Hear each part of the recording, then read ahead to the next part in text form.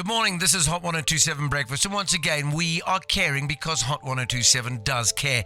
Christmas time is a time for reflection, but also a time for celebration, and a time for being humble, because not everyone maybe has it as good as you and I. And this is one of those people today. This is actually a really painful one because Christmas time is also a time for family. And this family may be spending their last Christmas together. That's because G.P, the father of the family, has been diagnosed with terminal illness. I think we can start with the letter that his sister Lynette sent to us. She sent it in and said, "Good morning. My brother is G.P Maritz. He's suffering from heart failure and cancer. He lost his job and cannot afford monthly rent anymore. He's on oxygen 24 hours a day. He'll sometimes turn blue and hallucinate during Eskom's load shedding when the oxygen machine has stopped working." I mean, he's a nice guy. Apparently, before he was terminally ill, he was one of those type of guys that helped out. He was always there to help other people. However, at the age of 22, he had stage 3 lymphatic cancer. And after chemotherapy and radiation therapies, he went into remission for 6 years. But in January this year, it's come back. It's terrible. So he's the head of a family of 4. It's his wife and 2 beautiful children. His wife Zelda says it's really difficult for them to cope with the cost of the medication because it's multiple illnesses. It's a cascade. It's the heart failure, it's the oxygen that he needs, and it's also, of course, the cancer treatment. So the impact this is having on this family is massive. It really is.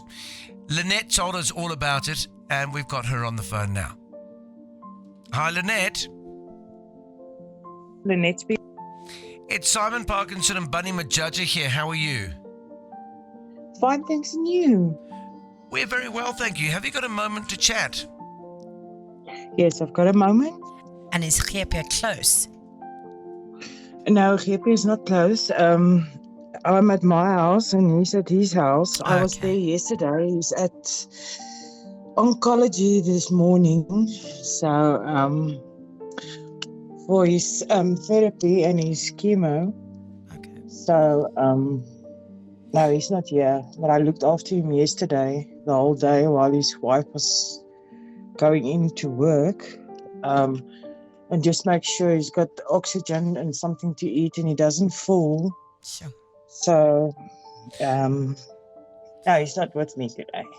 I mean, I read from the letter that you sent us that his wife is trying to hold things together. I mean, it's not a good situation, as you've sort of alluded to in your letter to us, that he unfortunately has cancer, his heart failure, and it really isn't something which is probably going to get better.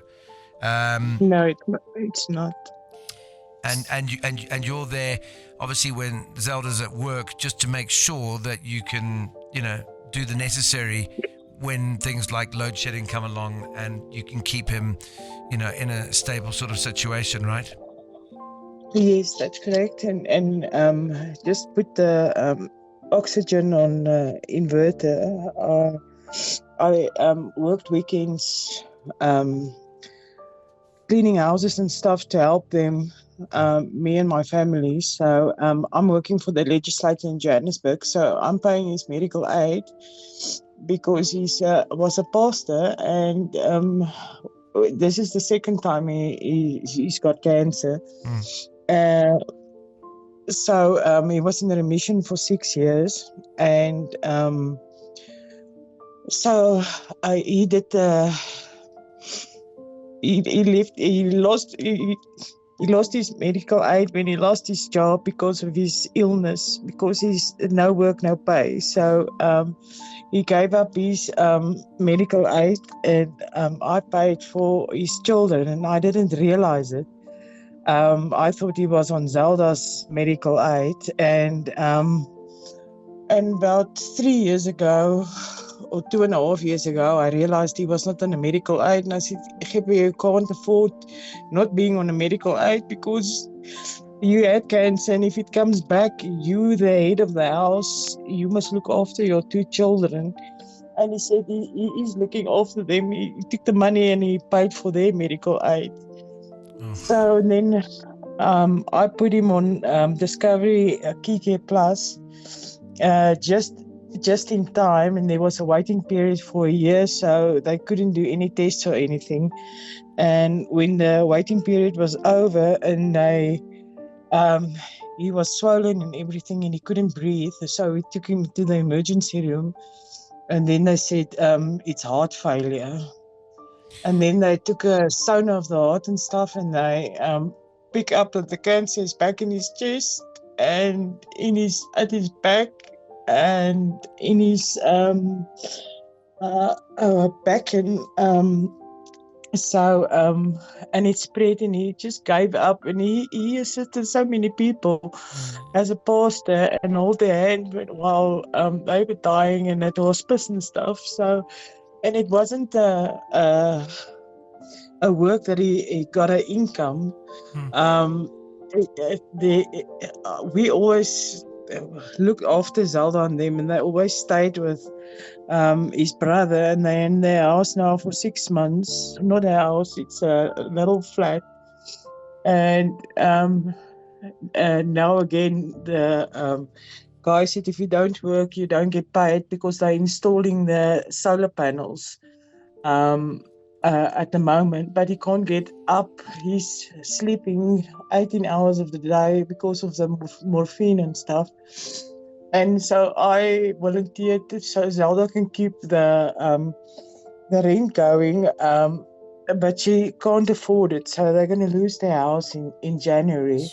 And I just try to keep them in the house till he passes away, so he thinks everything it's fine, and we're all there to support them.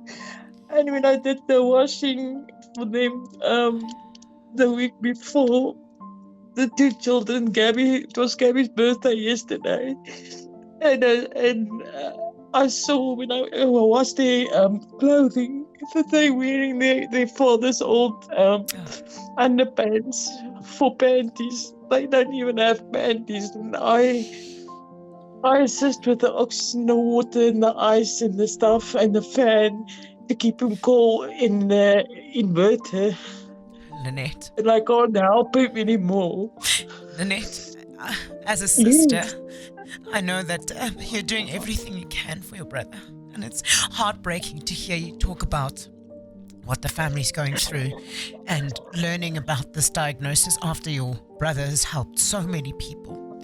And I just want you to know that we are standing by you as you are being so strong for this family and those baby girls who you are assisting with food and laundry and comfort. And I can't imagine how scared they must be watching their father go through this.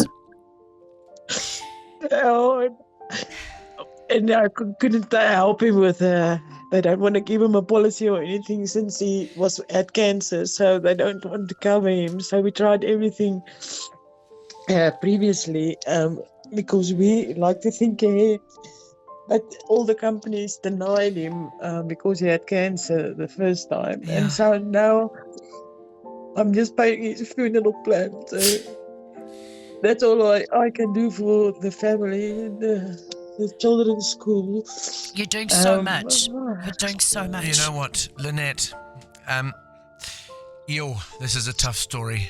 I mean, this is an incredibly tough story, and it's a terrible situation, and you're doing everything, and as you've already said, it is terminal, and you want to keep them in this house so he can know that everything's okay. And I've no doubt there's going to be even bigger problems in 2024, but we can't change the situation from a medical point of view. You know that. Yes, I know that. But it is his last Christmas. It's the last Christmas. And I don't know what to do. I pray every day. I tell him, I said, just hold on.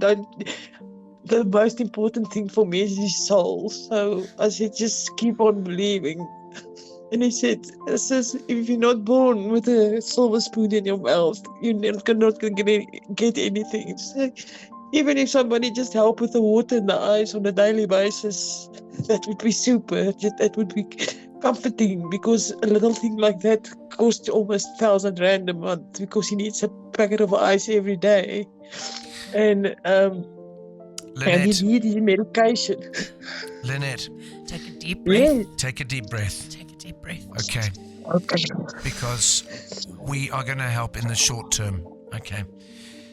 We've looked at all of the expenses that you've got. You've got the medical aid and the rent and the electricity and the gas and the water that you need for the oxygen, the ice you've just mentioned, the petrol, going to the oncology unit and back, the school fees, the groceries. I mean, it's all there. We understand that. And we know that you're working so hard. You're doing other people's laundry and washing up. You work during the week and you work on the weekend. And this is really a time for you to be spending with your brother, and their family. And so we wanted to give you a little bit of Christmas upliftment. We want you to love your family. We want you to love your brother. The costs that I've just talked about, we've already had a number. It sits at about 33,000 odd rand a month. We're going to cover that. We're going to cover that for the next 3 months. So that's taken care of. Oh, God bless you. I can't tell you what you're doing for us.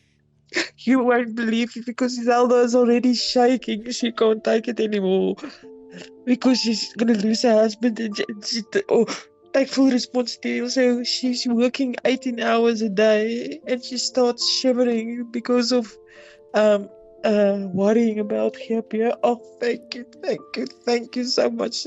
God bless you guys. I don't know what I would have done. You gave us hope for 3 months, so we can just be loving him. Yeah. You spend that time loving him. You spend it with him. I give your family all the strength that you can muster for him in his final days, and just know there are people that do care. We can't change everything. Oh, thank you. We can't change the world. Thank you. We can help you out a little bit. Thank you very much for talking to us this morning, and give your brother a hug, Zelda, and the children a big hug as well. Yeah. I'm going to share it as soon as he's getting out of chemo now. I'm going to share the good news with them. And I want to go in person, so I'm going to go in my car and wait for them and tell them the good news. Thank you so much. God bless you guys. Thank you, Lynette. Thank you for speaking to us. Okay. And God bless you. Thank you very much.